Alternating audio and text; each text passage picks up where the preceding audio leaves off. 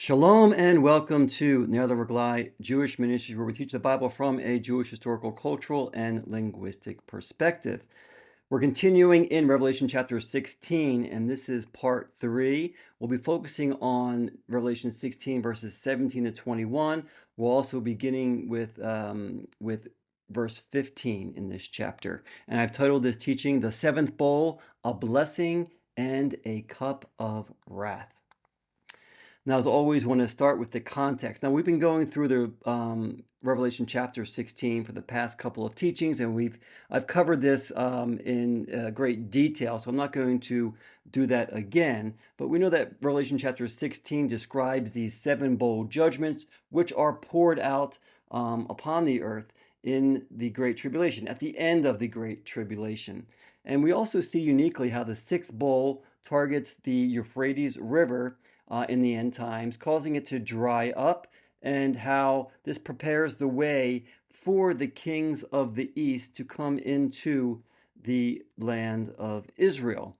Now, in between the 6th and 7th bowls, we have what we see as a 4th interlude, right? More details regarding what will occur at that time in the end times, particularly in between the 6th and 7th bowls which are poured out. And we read about in verses 13 to 16, we read about these 3 demonic spirits which go out to the kings of the world to gather them together for the war of the great day of God, right? There's 3 demonic spirits come out of the dragon, the beast, and the false prophet, right? Satan, the Antichrist, and the false prophet, gathering them together for the war of the great day of God, which is famously called Armageddon, right? The Battle of Armageddon. We all know this, whether someone knows the Bible or not, right?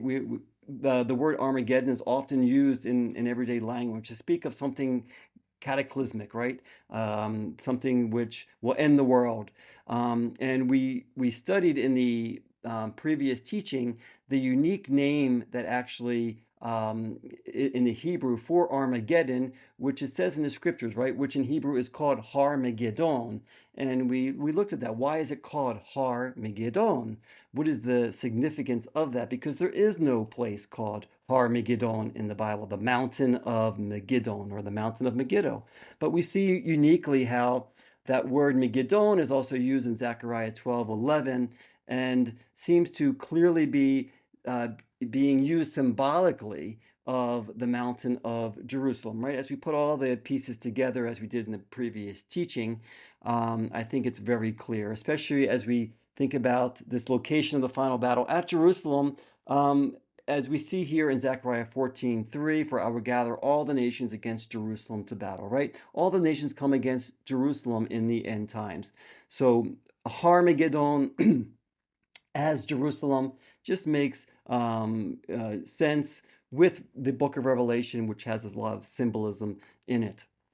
Now, in the middle of that 4th interlude, right, verses 13 to 16 of chapter 16, we read about this 3rd blessing, and that's the 3rd blessing of the 7 blessings found in the book of Revelation. We've been talking about this here and there as we're going through the book. And just to review the first 2 blessings of the 7, the first blessing is found in Revelation chapter 1, verse 3.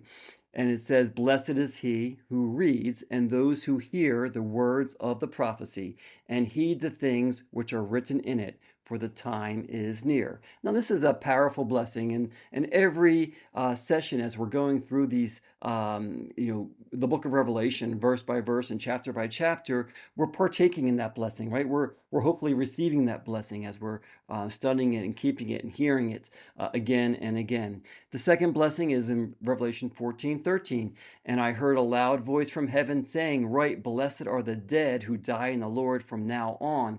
Yes, says the Spirit, so that they may rest from their labors, for their deeds follow with them." And this is kind of a bittersweet blessing, right? It's a blessing for those who died to be with the Lord forever. But right, this is talking about there's going to be great martyrdom in the end times. We know that many believers will be killed for their faith in the end times. But there's also the blessing in that we are resting from our labors on earth. No more pain, no more tears, right? We'll be with the Lord forever. So those are the first two blessings. And then we come to the third blessing in verse 15 of Revelation 16, which says, "Behold, I am coming quickly like a thief. Blessed is the one who stays awake and keeps his clothes, so that he will not walk about naked, and men will not see his shame."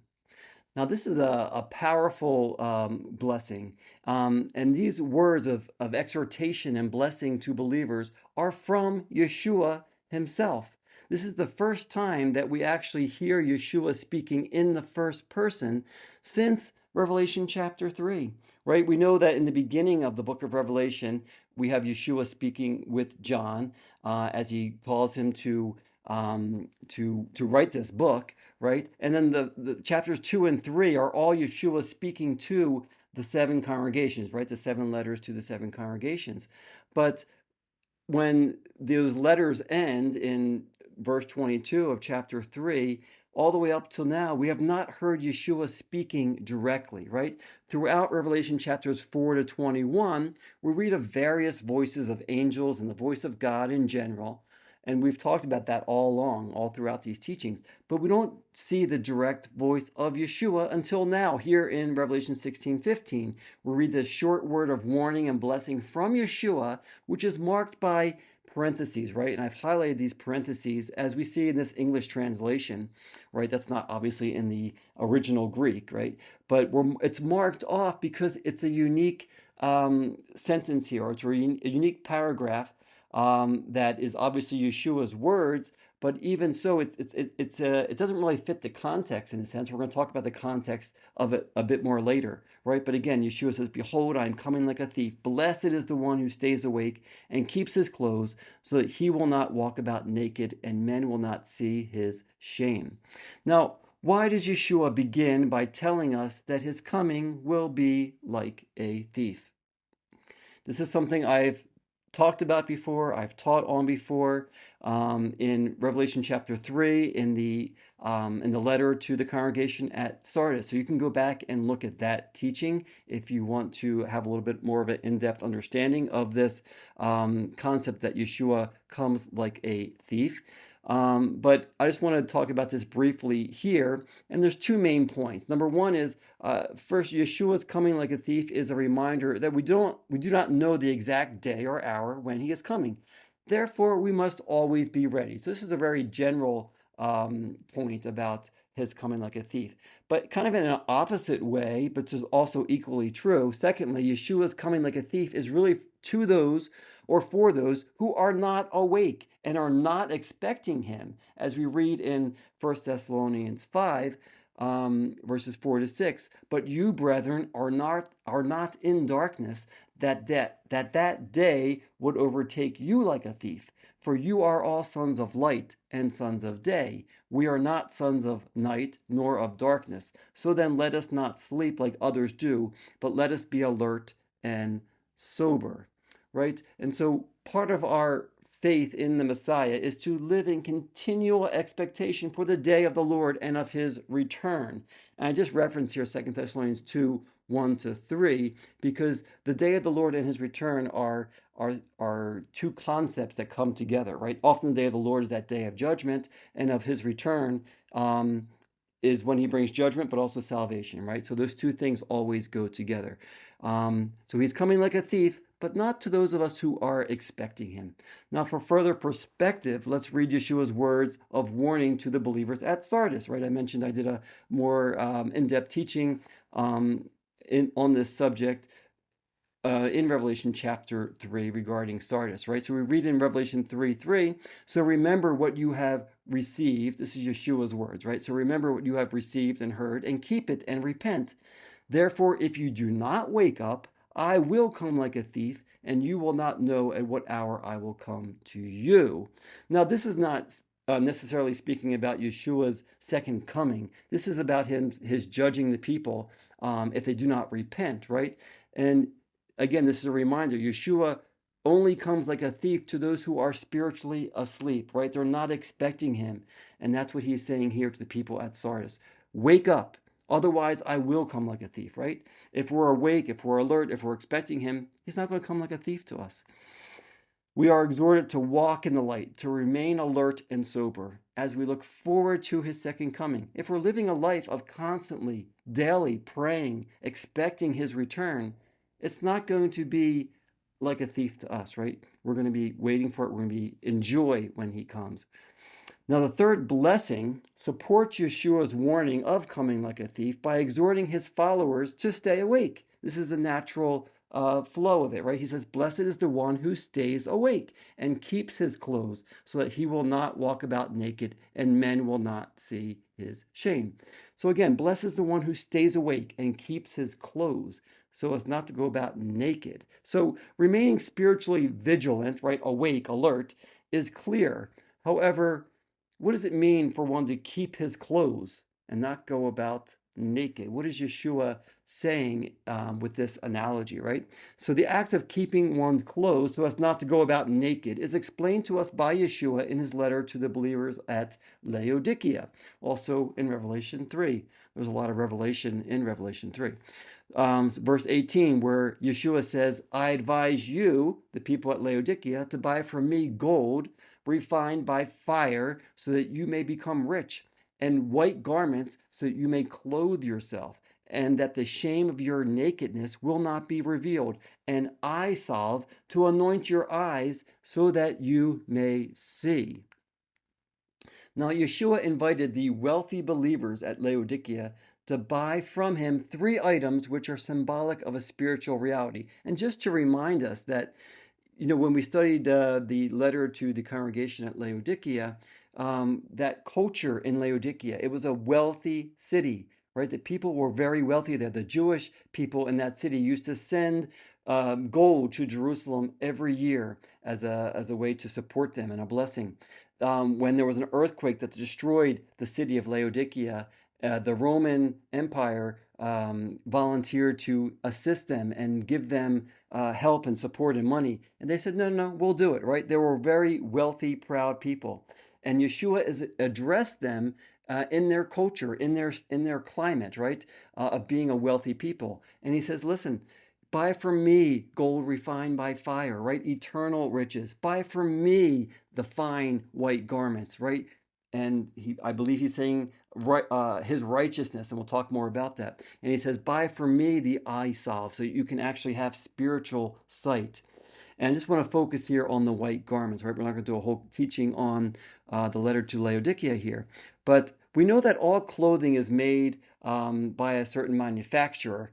It's also made from certain materials, right? And when we buy clothing, we choose to wear a certain brand name on our bodies. So whose spiritual garments are we wearing? Who and what do people see when they look at us clothed, right? What are we expressing by our life? And I want to explain this by looking at several different verses in the scriptures. I think it's a very interesting concept that can easily go missed. Now we read in Revelation chapter 19 how clean clothes are identified as the righteous acts of the saints. In Revelation 19, 7-8, quote, let us rejoice and be glad and give the glory to him, for the marriage of the Lamb has come, and his bride has made herself ready.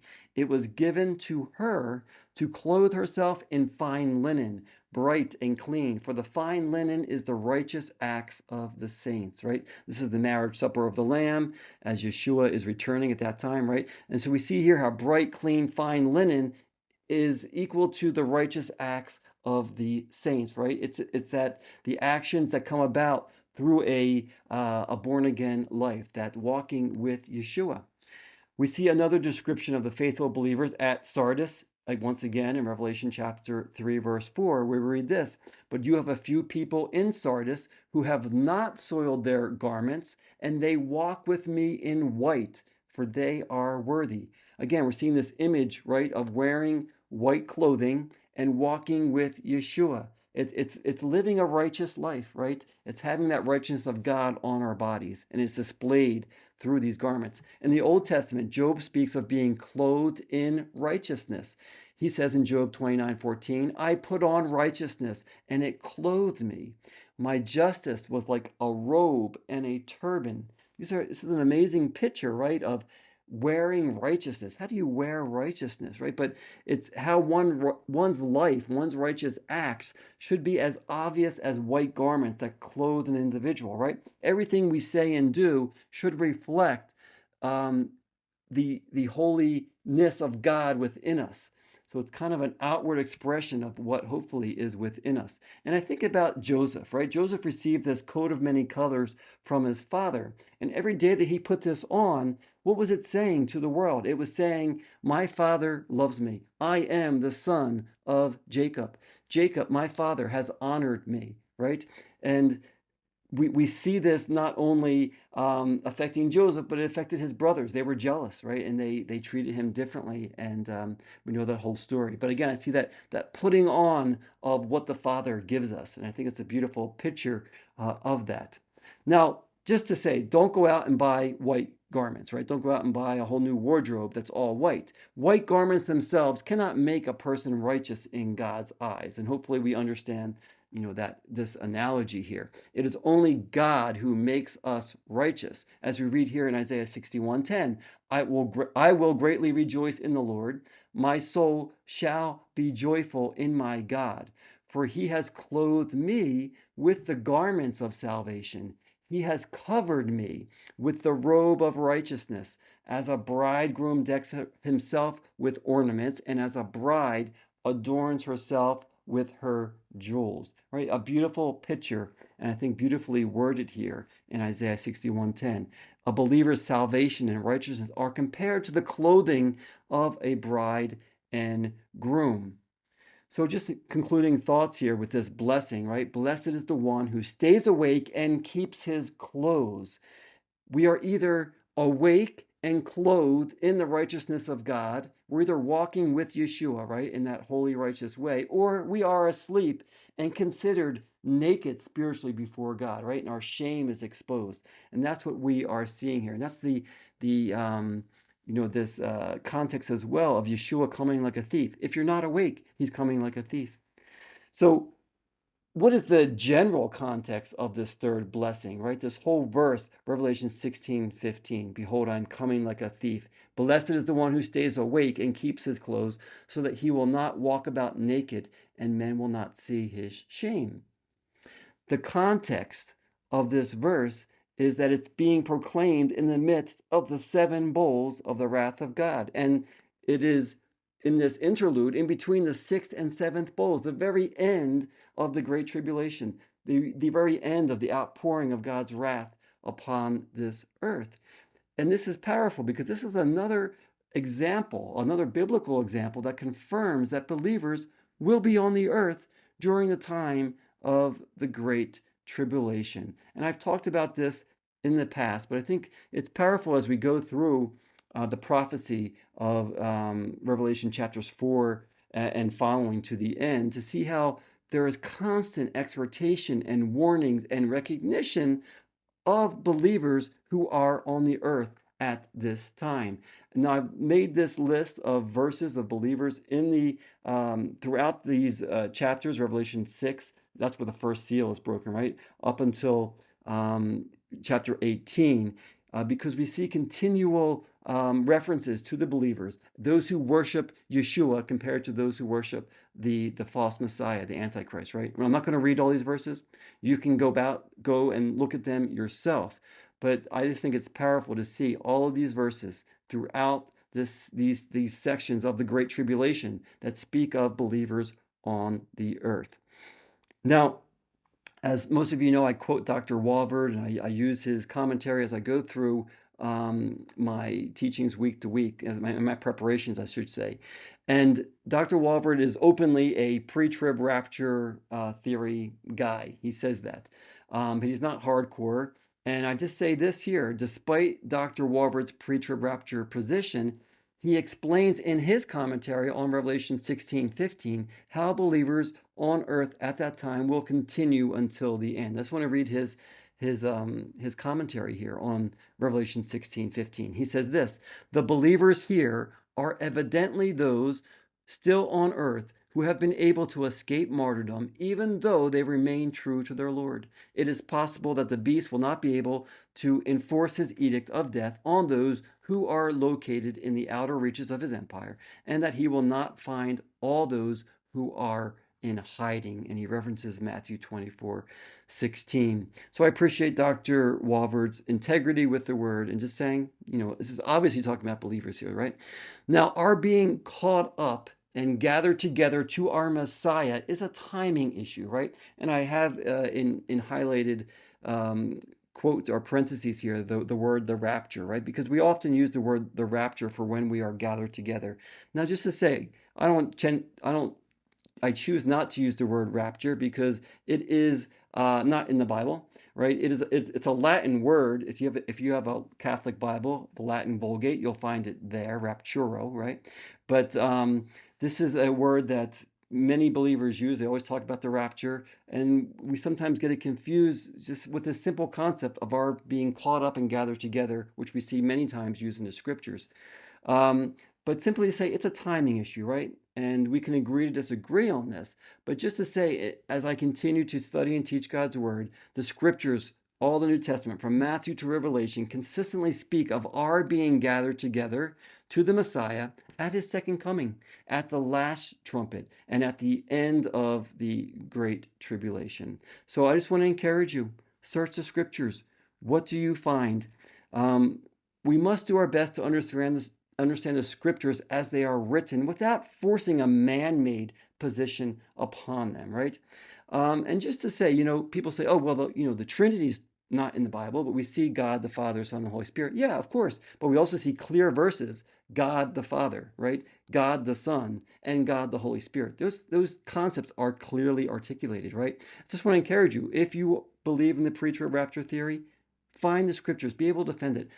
Since writing my book on the Third Temple back in 2018, I've had lots of dialogue and debate with believers from around the world. And I like to simply say, what does the Bible say? And I find generally most believers can't defend their position when they have to actually go and look in the Bible and say, well, this is where it says it, number one. And number two, when we actually look at the few verses that they can find, when we look in the context, it's not actually saying what they think it's saying. So I just want to encourage you to search the scriptures for yourself and make sure you know what you believe, number one, be able to defend it. And if you do want to dialogue with me, I'm more than happy. You can email me. You go to my website, nailthatwouldglie.com. You can find the email, and I'm more than happy to dialogue about this subject. Most importantly, we believe that Yeshua is the Messiah, and it's his blood alone that is the payment for our sin, that provides that forgiveness of sin, and he is coming again, and we will be forever with him. Now let's move on to the seventh bowl, and to the conclusion of this chapter, the last 5 verses. This will actually go very quick, and we read this, Revelation 16, 17, and 21. Then the seventh angel poured out his bowl upon the air, and a loud voice came out of the temple from the throne, saying, "It is done."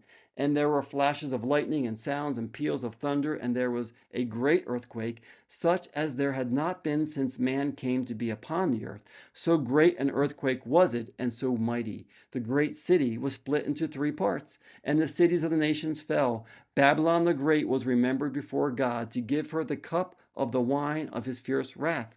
And every island fled away, and the mountains were not found, and huge hailstones about 100 pounds each came down from heaven upon men, and men blasphemed God because of the plague of the hail, because its plague was extremely severe.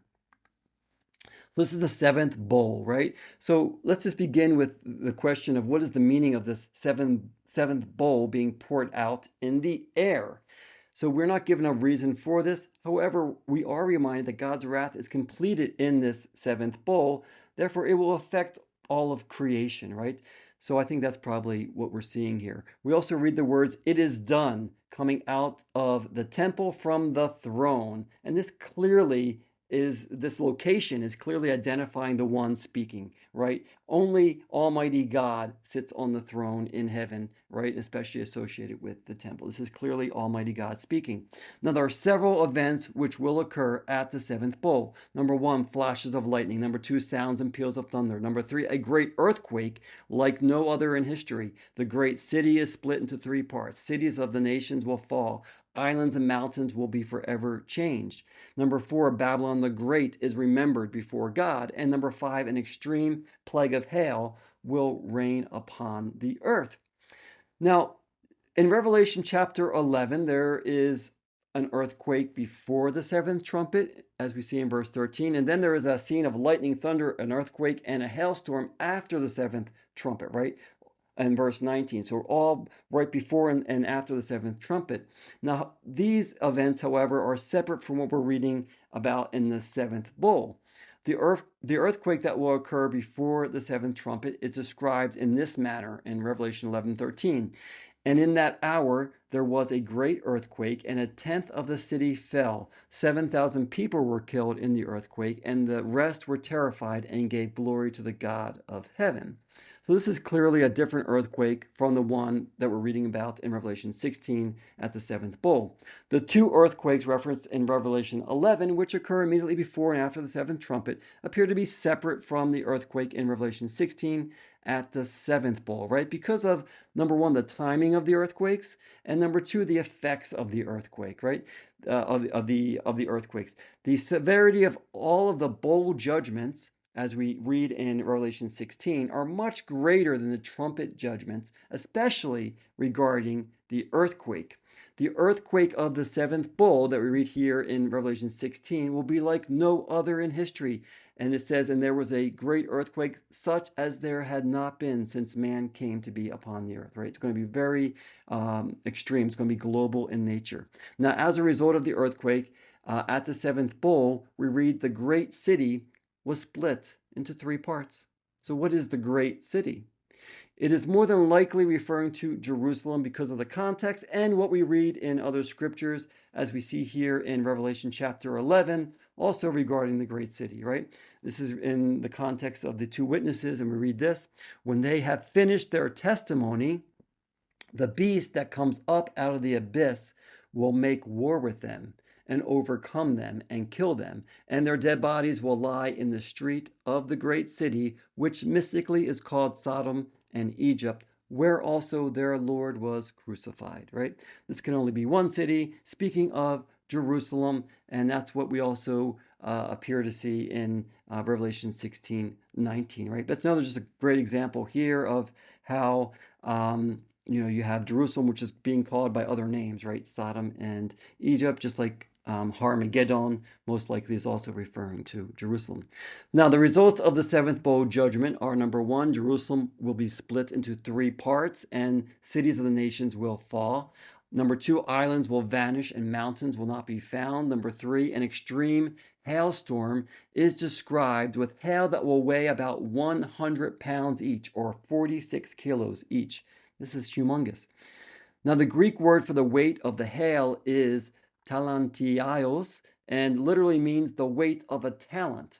So how much does a talent weigh? And I did some research and I found these four kind of ancient weights of a talent. We have the Babylonian talent weighing 30 kilos, a Greek talent weighing 26 kilos, the common heavy talent, which is used in the New Testament, weighing 58.9 kilos, and then the Roman talent weighing 32 kilos. So more likely it's the common heavy talent of the New Testament. So basically 59 kilos or 129 pounds. Now, no matter which weight we use for the talent, they are all extremely heavy and will cause great destruction and death when they rain upon the earth. Now, we read of a previous time in the Bible, in the Old Testament, when the Lord rained down hail in the days of Joshua, as we read here in Joshua 10:11. As they fled from before Israel, this is the enemy of Israel, right? As they fled from before Israel, while they were at the descent of Beit Horon, the Lord threw large stones from heaven on them as far as Azekah, and they died. There were more who died from the hailstones than those whom the sons of Israel killed with the sword, right? So we see here how God targeted these hailstones. Not just as in the days of Joshua, God is able to rain down heavy hailstones upon his enemy in a targeted manner while protecting his people on earth. So, in the midst of these various climatic judgments of the seventh bowl, we read a unique sentence about Babylon. I'm not sure if you picked up on it when I read those verses, 17 to 21, but we read this in verse 19. Quote, Babylon the Great was remembered before God to give her the cup of the wine of his fierce wrath. So, why will Babylon be remembered before God? What does Babylon have to do with the end times? We've talked about this a little bit along the way, but this will be the main focus of the next couple of chapters. Now, let's want to do a little bit of an overview of Babylon in the Bible. We first read about Babylon in the Bible in Genesis 10:10, and then in Genesis 11, when the people attempted to build a tower to heaven, right? The Tower of Babel. We're all familiar with this. The Lord then scattered them, the people at the Tower of Babel, and that place was called Babel, right? Or Babylon. And just to remind you that the word in Hebrew is Bavel, and it's the same for Babel or Babylon. Now, the Lord confused their languages there, right? That's why we actually have that name, Babel. Now, coming to the New Testament, Babylon the Great, as used in the book of Revelation, is a symbolic name of the city and kingdom that will rise up against the God of heaven and earth in the end times, right? So it's just good to see it in its perspective biblically. Now, the end times kingdom is called Babylon because of its plan against the Creator God. Just like the people at Babel back in Genesis 11, right? They were trying to do their own thing and reach heaven on their own, right? And in the same way, we're going to have a kingdom in the end times that's called Babylon in the Bible because of its plan against the God of heaven, right? Now, we first see Babylon mentioned in the book of Revelation in chapter 14, verse 8, where we read this, quote, and another angel, a second one, followed, saying, fallen, fallen is Babylon the Great, she who has made all the nations drink of the wine of the passion of her immorality. Now, Babylon's future downfall is prophesied because of the way it will lead other nations into immorality and evil, right? And it's spoken of there as the wine of the passion of her immorality. So it's in this context of causing others to drink of this immorality. And at the end of the Great Tribulation, Babylon will then be made to drink, quote, the cup of the wine of his fierce wrath, right? Of God's fierce wrath. And that's what we read in Revelation 16:19. And this is part of the seventh bowl judgment. So this is the judgment on Babylon. Now we see how the seventh bowl will uniquely bring forth both general and targeted judgments. And I spoke about this in the previous teaching because the first 6 bowl judgments are either targeted or general, right? We see how they are easily split up into 3 and 3. But the seventh bowl is different, right? We have the lightning, thunder, earthquake, and a hailstorm of the seventh bowl, which will be general, affecting all of the earth. And then we have the targeted bowl, right? The cup of the wine of his fierce wrath will be targeted against the kingdom of Babylon. We clearly have a targeted and general judgment in the seventh bowl. Now, the fulfillment of the seventh bowl is finished when God's wrath is poured out on Babylon, which is the end times kingdom, right? The kingdom of the beast, together with the nations who come against him at the final battle of Har-Megidon, right? The mountain of Jerusalem, from my understanding of the scriptures. Now, as we continue in the book of Revelation, chapters 17 and 18 are totally dedicated to Babylon and the kingdoms who are aligned with her in the end times, along with the beast. And we're going to be looking at that as we continue in the book of Revelation. Please read ahead and at least read Revelation 17 and read Revelation 18 as well if you're able, because they really go hand in hand. We'll be focusing on Revelation 17 in the next teaching. This is the conclusion to Revelation chapter 16. Part 3, the seventh bowl, a blessing and a cup of wrath. And it's just interesting here how this cup of wrath, which is given to the end times kingdom Babylon, is in the same context here of this blessing, right? When Yeshua himself speaks to the believers. And this is the beautiful way that God has put his word together. Here are some of the resources I used in my preparation as usual. And I also want to encourage you to share this teaching with a friend. And I also want to invite you to partner with us. Ne'er Reglai is a nonprofit organization, and everything we do is dependent on the support we get from faithful people like you who are watching our videos. So thank you so much, and see you again next time.